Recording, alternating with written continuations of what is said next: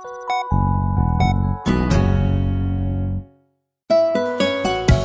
तक रेडियो सुनता है सारा जहां।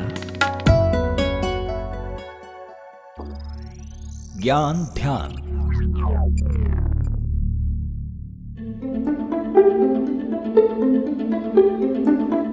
क्या आपको पता है आपका ब्लड ग्रुप कौन सा है? ब्लड ग्रुप कितने तरह के होते हैं, क्यों जरूरी होता है? अब आप सोच रहे होंगे आज ब्लड पर इतने सवाल क्यों?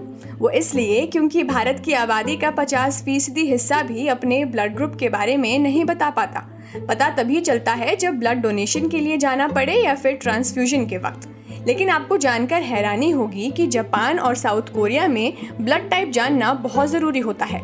जापान में ब्लड टाइप को किसी इंसान के व्यक्तित्व और स्वभाव का एक ज़रूरी इंडिकेशन माना जाता है। यहाँ 2016 में एक सर्वे कराया गया था जिसमें पता चला कि जापान के 99% लोगों को पता है कि उनका ब्लड टाइप क्या है। ये सुनकर तो आपको और हैरानी होगी कि जापान में मैच मेकिंग से लेकर जॉब एप्लीकेशन तक हर चीज़ में एक अहम सवाल पूछा जाता है, आपका ब्लड ग्रुप क्या है? नमस्कार, मैं हूं खुशबू और आप सुनना शुरू कर चुके हैं आज तक रेडियो पर ज्ञान ध्यान। आज के ज्ञान ध्यान में जापान का ब्लड टाइप के साथ जुड़े हुए ऑब्सेशन को समझेंगे। इसके अलावा एशिया के 2 सबसे बड़े विकसित देश में ये विश्वास कहाँ से आया, कब शुरू हुआ, साइंस और साइकोलॉजी इसे कैसे देखती है, और चलते चलते इस थ्योरी के हिसाब से ये भी जानेंगे कि किसी के ब्लड टाइप से उसके स्वभाव के बारे में क्या पता चलता है। सबसे पहले तो देखिए, ये समझना ज़रूरी होगा कि ब्लड टाइप कितने तरह के होते हैं। इंसान के खून में 2 टाइप के एंटीजन्स होते हैं, ए और बी। इन एंटीजन्स के शरीर में कम या ज़्यादा होने से इंसान के खून को 4 अलग अलग टाइप में डिवाइड किया जाता है, ए, बी, ए बी और ओ। जापान और साउथ कोरिया में ऐसे कई सारी थ्योरी हैं जो यह बताती हैं कि आपका टेम्परामेंट और किसी दूसरे व्यक्ति के साथ आपका रिलेशनशिप इस बात पर डिपेंड करता है कि आपका ब्लड ग्रुप कौन सा है।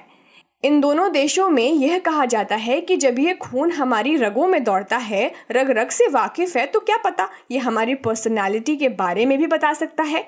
अब आपको कुछ एग्जाम्पल्स देकर समझाती हूँ कि जापान में किस हद तक ब्लड टाइप को अहमियत दी जाती है। जापान का एक टॉय ब्रांड है बैंडाई, जो चॉकलेट भी बनाता है, वो भी ब्लड टाइप के हिसाब से। हर ब्लड टाइप के लिए इस चॉकलेट के 10 वेरिएशंस हैं। इसके पैकेजिंग के ऊपर एक मैस्कॉट होता है जो यह बताता है कि कौन से ब्लड टाइप के लिए ये चॉकलेट बना है। दूसरा, हिंदुस्तान में जहां हम शादी ब्याह के मामले में कुंडलियां मिलाने में लगे रहते हैं, वहीं जापान में ऐसे कई जापानी डेटिंग साइट्स हैं जो आपको अपने प्रोफाइल पर ब्लड टाइप दिखाने के लिए कहती है ताकि कपल्स को उनके ब्लड टाइप के आधार पर मैच मेकिंग करवाया जा सके। इस साइट से कई कपल संतुष्ट भी हैं। जापान में इस तरह का ऑब्सेशन ब्लड टाइप को लेकर कहां से आया, कब इसकी शुरुआत हुई, बता रही हैं गुड़गांव के कोलंबिया एशिया हॉस्पिटल में साइकोलॉजिस्ट श्वेता शर्मा। अगर हिस्टोरिकली बात की जाए तो 1930 के टाइम पे जापानीज प्रोफेसर थे सेकिजी फुरुकावा।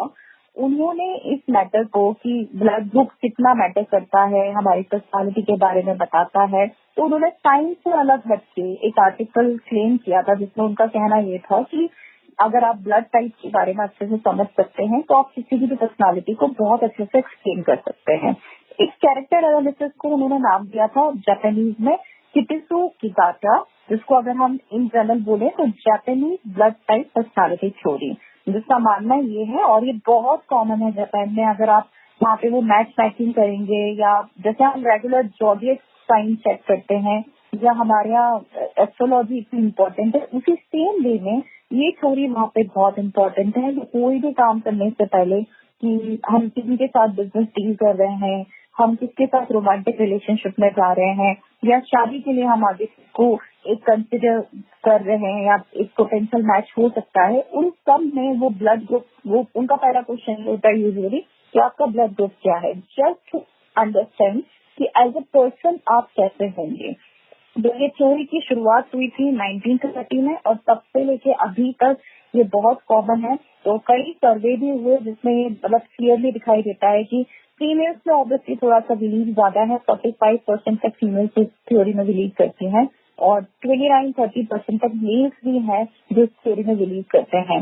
तो हाफ ऑफ द पॉपुलेशन वहाँ की इस थ्योरी पे पूरी तरीके से जाती है। और जापान में ब्लड ग्रुप पूछना बहुत कॉमन है। जिस तरीके से आप hello hi how are you पूछते हैं, उसी में आपको शायद दूसरा क्वेश्चन ये मिल जाएगा कि आपका ब्लड ग्रुप क्या है। अब मुझे ये भी पता है कि आपको इस बात को जानने में बड़ी दिलचस्पी होगी कि आपका ब्लड टाइप आपके स्वभाव के बारे में क्या बताता है। तो अब ज़रा जापानीज थ्योरी के हिसाब से ये भी जान लेते हैं कि कौन से ब्लड टाइप वाले किस स्वभाव के होते हैं। सबसे पहले ए टाइप और बी टाइप के बारे में जानते हैं। कैसे होते हैं इस ब्लड टाइप के लोग, सुनिए।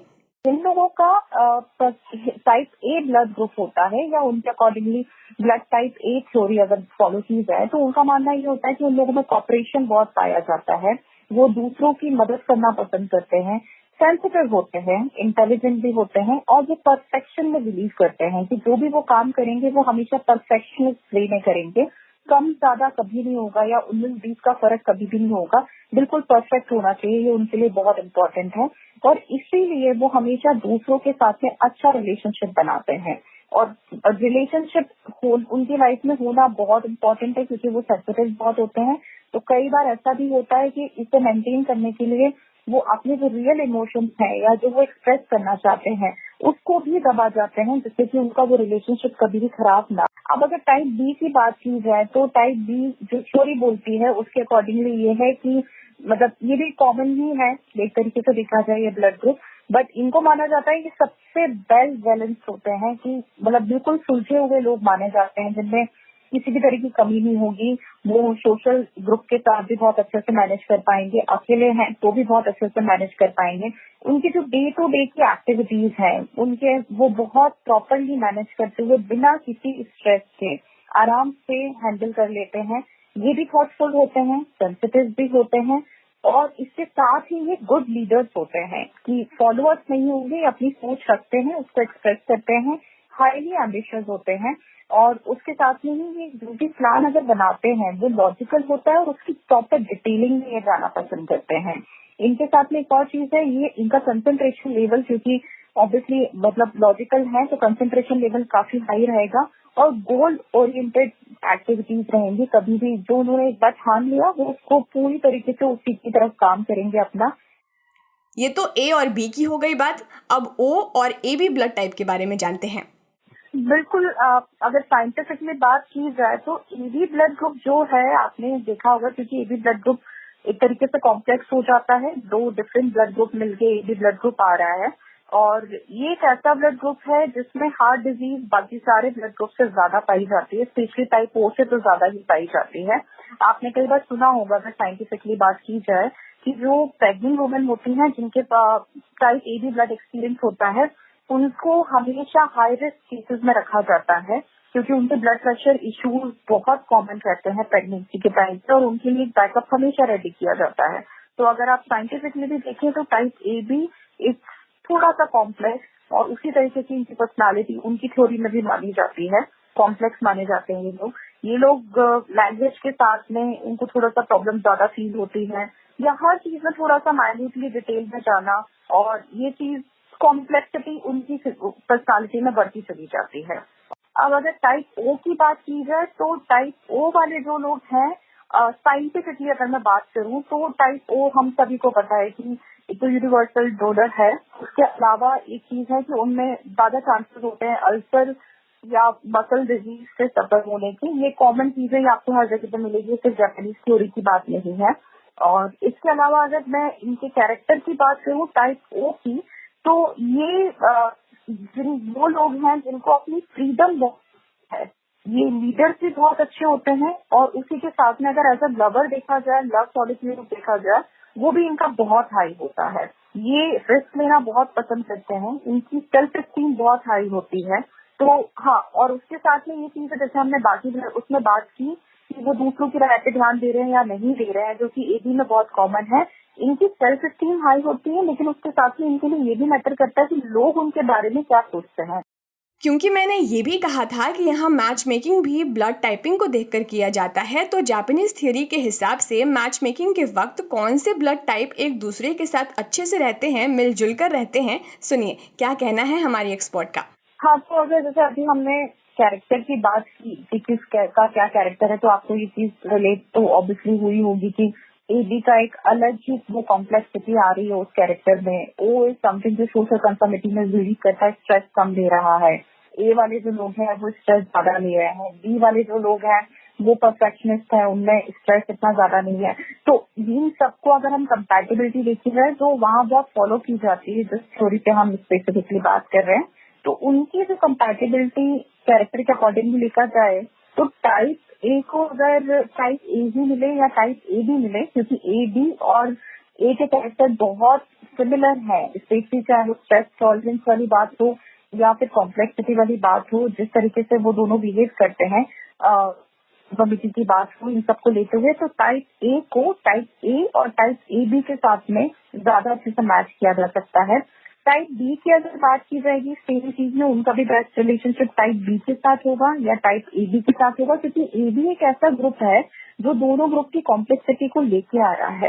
तो कोई ना कोई एक कैरेक्टर उसमें मिलता हुआ मिल रहा है, इसलिए टाइप ए और टाइप बी दोनों ही अपना, या तो अगर टाइप है तो टाइप ए और ए बी के साथ में होगा, टाइप बी है तो वो टाइप बी और ए बी के साथ में होगा।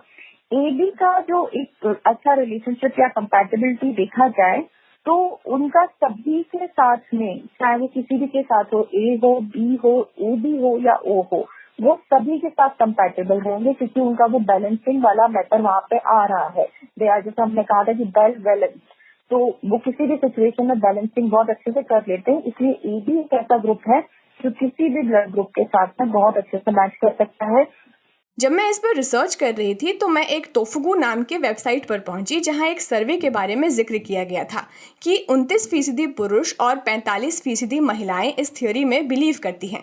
आपको ये भी बता दूं कि जापान की ये थ्योरी एक स्यूडो साइंटिफिक बिलीफ है, यानी इसके कोई भी साइंटिफिक एविडेंस नहीं है जो इस बात को पुख्ता कर सके, लेकिन फिर भी लोग इसे मानते हैं तो मानते हैं। साइंस और साइकोलॉजी इस थ्योरी को किस तरह देखते हैं, श्वेता शर्मा के क्या विचार हैं, सुनिए। हर देश में अगर हम एकेडमिकली बात करें, सबके अपने कल्चरल बिलीफ होते हैं जिनका साइंटिफिक बिलीफ कभी भी नहीं होता। इस तरीके से कई थ्योरीज हमारे देश में भी है, चाहे वो कुछ रिचुअल्स की बात की जाए, कुछ स्पिरिचुअल प्रैक्टिस या रिलीजियस प्रैक्टिस की बात की जाए, तो सूडो साइंस या सूडो बिलीफ की जो बात होती है ये आता है सोशल साइकोलॉजी से निकल के, कि लोग इतना क्यों मान रहे हैं अगर साइंटिफिकली नहीं है। मैंने एक प्रैक्टिस करना शुरू की, मेरे आसपास के जो लोग हैं वो उससे इन्फ्लुएंस हुए, उन्होंने वो प्रैक्टिस करना शुरू की, उसके आगे वो चलता गया। जैसे हम बोलते हैं कि आप एक बात को यहाँ से वहाँ कैसे पहुँचा रहे हो और उसका कितना प्रभाव पड़ता जा रहा है।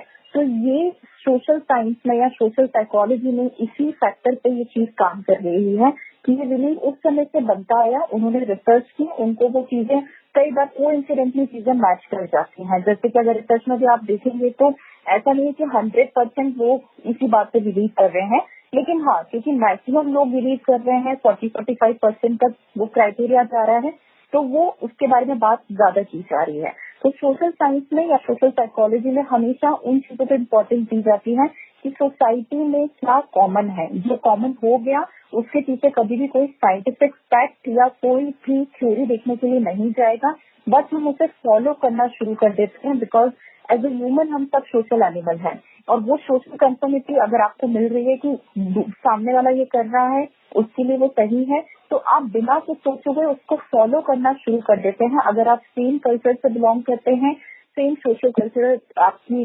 बिलीफ है, सेम सोशल इकोनॉमिक आपका स्टैंडर्ड है, तो उस केस में आपका दूसरा क्वेश्चन आएगा ही नहीं, आप उसको फॉलो करते हुए ही चले जाएंगे। तो सोशल साइकोलॉजी के अकॉर्डिंग ये होना बहुत कॉमन है। तो जापान भले ही साइंस और टेक्नोलॉजी के फील्ड में तरक्की कर रहा है, लेकिन यहाँ ऐसे ऑब्सेशंस की बिलीफ की पकड़ बनी हुई है। लेकिन इसका एक और पहलू है, ब्लड टाइप थ्योरी हमेशा रोमांटिक और मज़ेदार ही नहीं होती है। जापान में इस थ्योरी से ब्लड डिस्क्रिमिनेशन भी होता है, जो जापान में एक बहुत बड़ी सामाजिक समस्या बन गया है। इसे जापान में बुरा हारा कहते हैं, जहाँ लोगों को उनके ब्लड टाइप से कम या ज़्यादा आंका जाता है। खैर, आज के ज्ञान ध्यान में इतना ही। मुझे पता है आपने इस पॉडकास्ट को सुनते हुए अपने मन में कई मैच मेकिंग भी कर ली होगी और अपने स्वभाव को भी समझा होगा, लेकिन हम तो यही मानते हैं कि किसी को उसके रंग धर्म से नहीं आंका जाना चाहिए और ना ही उसके ब्लड टाइप से। आपकी क्या राय है? आप हमें radio@aajtak.com पर भी लिखकर भेज सकते हैं। इस ज्ञान ध्यान के लिए रिसर्च किया था हमारे सहयोगी नयनी जैन ने। साथ ही आप आज तक रेडियो के फेसबुक और ट्विटर पेज पर भी अपना कीमती फीडबैक भेज सकते हैं। इसके अलावा आप हमारा ये podcast Hubhopper, Google podcast, Apple podcast, Spotify, Jio Saavn, Pocket cast जैसे प्लेटफॉर्म्स पर भी सुन सकते हैं। अब मुझे दीजिए इजाज़त और सुनते रहिए आज तक रेडियो। नमस्कार।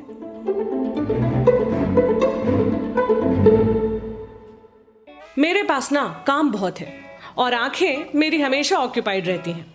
ऑफिस में स्क्रीन देखो, ड्राइव करते हुए सड़क देखो, फिर घर आकर खाना बनाओ, पर कान मेरे फ्री रहते हैं। इन कान से भी मैं बहुत काम करती हूँ। मास्क टिकाती हूँ, चश्मा लगाती हूँ और सुनती हूँ आज तक रेडियो, क्योंकि पॉडकास्ट की बात ही अलग है। आप भी सुनकर देखो आज तक रेडियो, सुनता है सारा जहां।